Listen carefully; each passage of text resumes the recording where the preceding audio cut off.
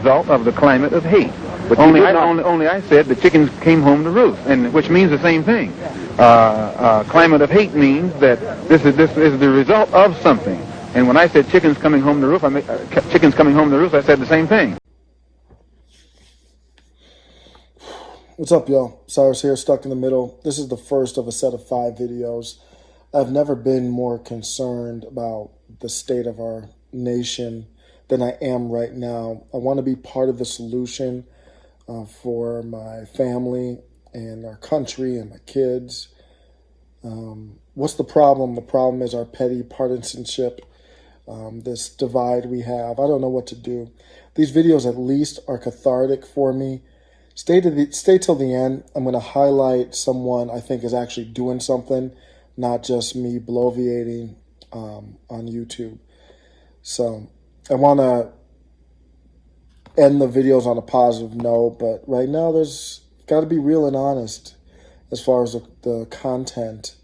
Right now we have to have tough discussions. What I see right now is some scary stuff. And we used to come together under kind of stressors and a crisis, most recently 9/11. But now we politicize pandemics and we politicize the integrity of our election. It's insane. Things are so crazy it might be beyond repair. I'm seeing our chickens come home to roost when it comes to our divisive nature and our divisive nature and climate. Something's got to change.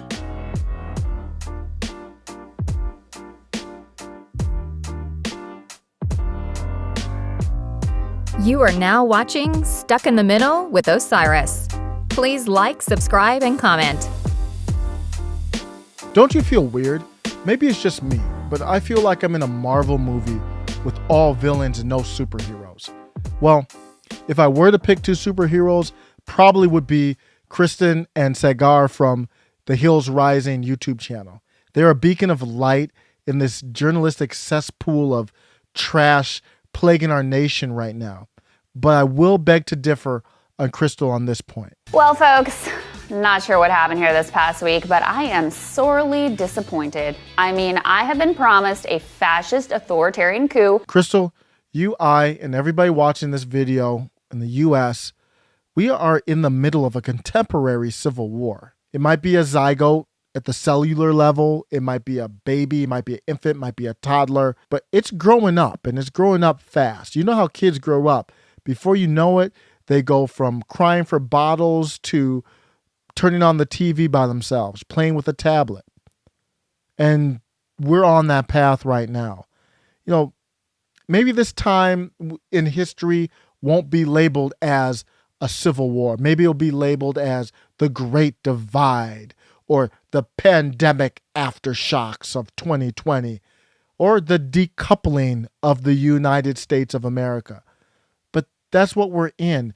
What did you think it was going to look like, everyone? Let me throw this question out to you. Everyone, what did you think a civil war would look like in 2020 under a pandemic? At least the start of it.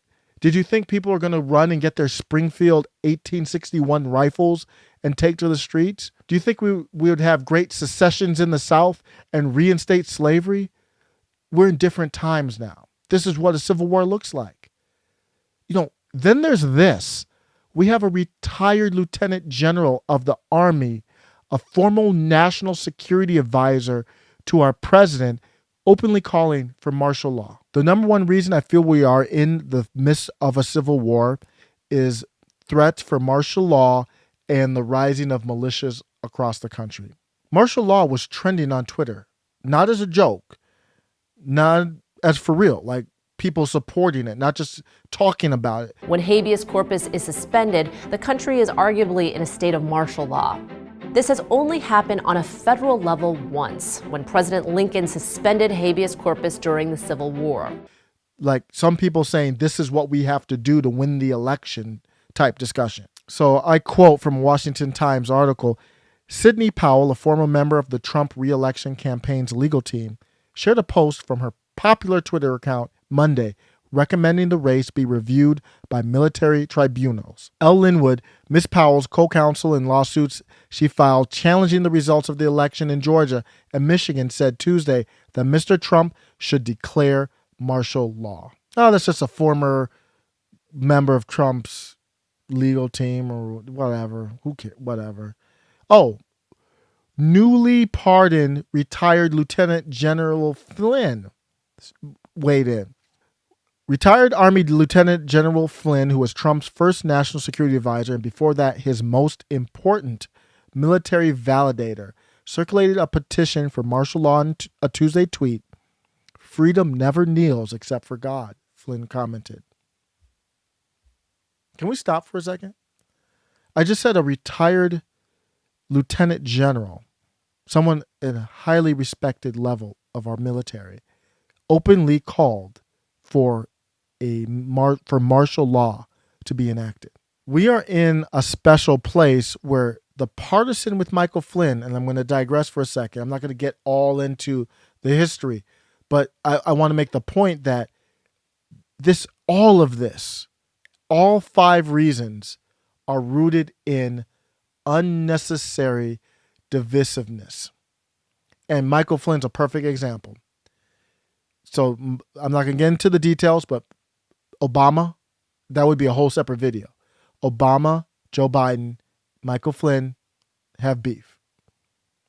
So it's kind of like an establishment Democrat, establishment party beef with Michael Flynn. Michael Flynn hooked up with Trump.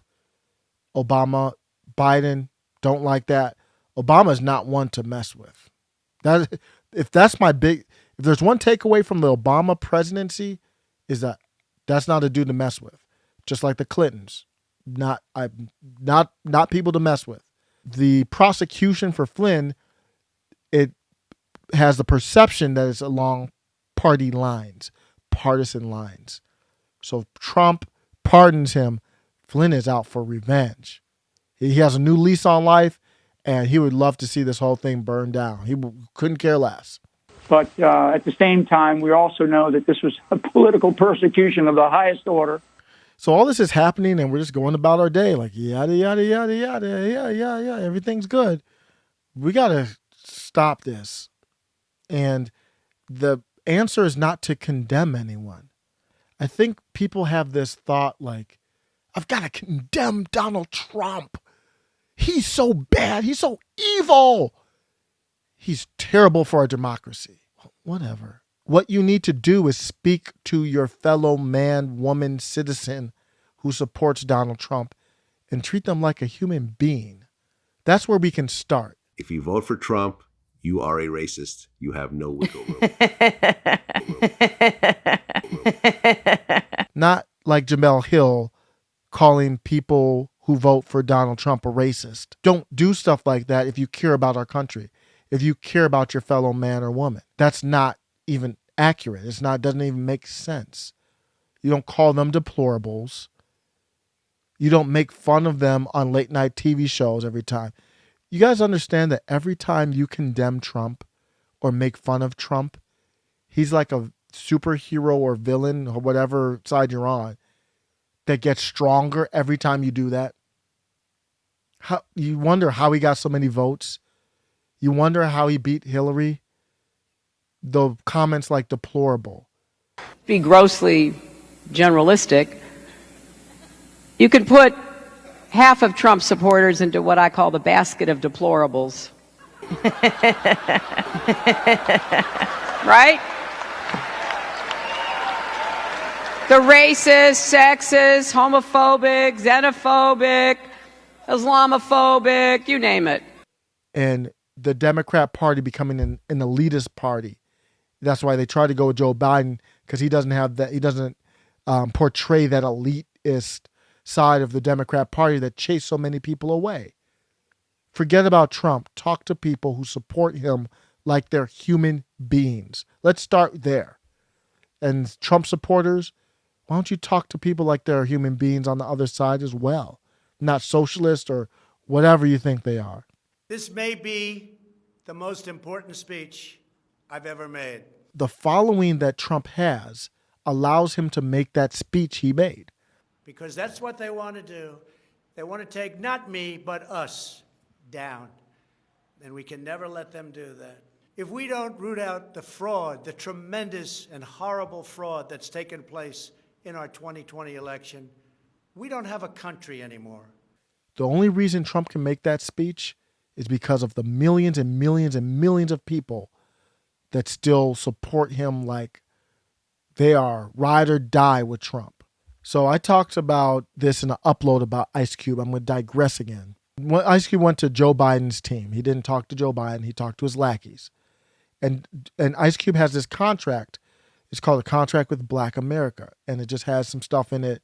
You could call it reparations, but it's bigger than that. And he said, he told the Joe Biden team, I'm looking for support for this. And we want you to do this. But Ice Cube has been telling Black people, don't vote for Democrats unless they do something, which is fine. But when you talk to Joe Biden's team, Ice Cube just had no idea what's going on with politics. Joe Biden hasn't promised anybody anything. This is the least amount of promises I've ever seen. He hasn't even said anything. He didn't even run a campaign. And that's fine. He didn't have to.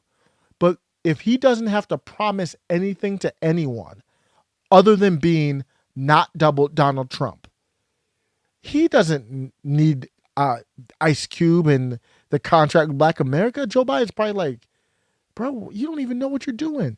So my point is, they said, we'll talk about it after the election. And we all know that ain't happening. They're not talking to Ice Cube about a contract with Black America. They don't want any part of them. They're not even rewarding people who helped Biden in the campaign. So here's where it comes down to Ice Cube missed. That was a threat. And not a physical threat. I'm just saying that was a threat from the Biden team. Like, we will tear you down politically if you don't go on somewhere.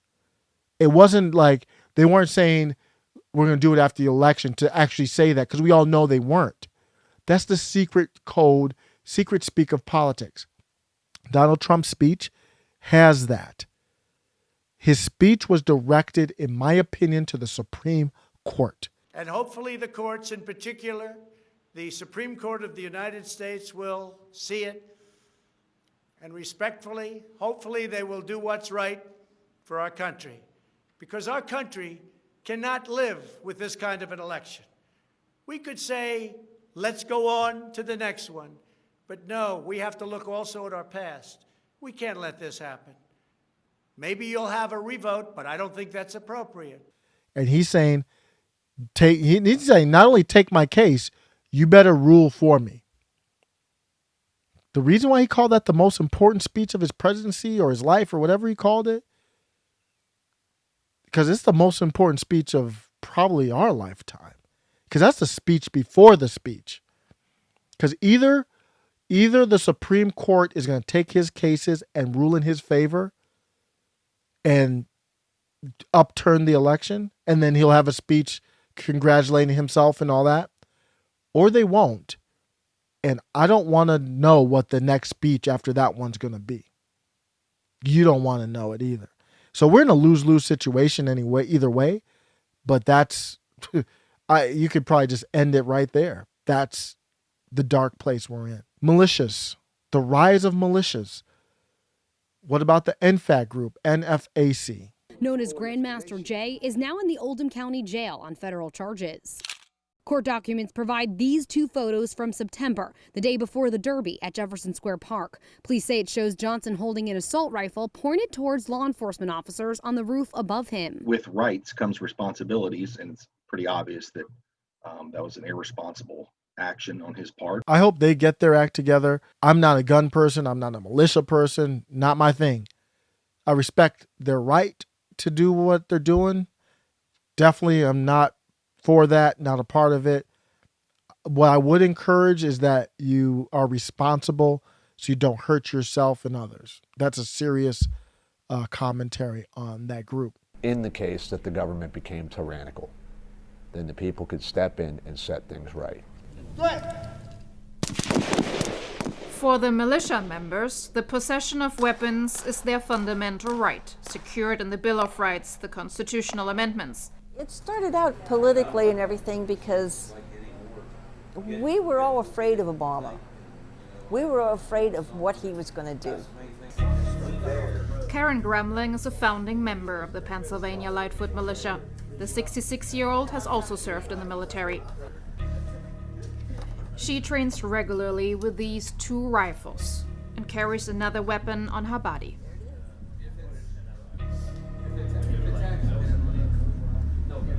Fear is a powerful emotion. I think those videos speak for themselves. I want to end on a positive note. I want to highlight someone who I think is doing something good. Tim Pool. Tim Pool is one of the best YouTubers out there, and I look at him as an inspiration. Very smart young man, and he's making a different business move. He's been doing a lot of politics with his YouTube channel, and he's a grinder. He does multiple uploads a day, and he's changing that to affect more culture. Because he's like, the power is really in the culture. And I'm going to play a clip from him, and I just think it's inspirational. And it's him trying to do something instead of like me up here just bloviating, and really it's more for me than anything, just getting it off my chest. He's actually doing something tangible. So I like his evolution. Take care.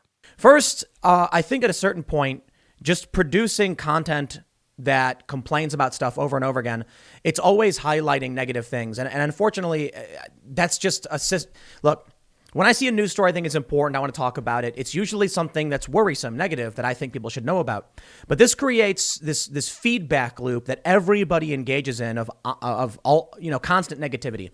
The framing of videos, the titling of videos, the subject matter itself is often particularly like, hey, look, a bad thing happened, or this thing happened. It's like, it's scary.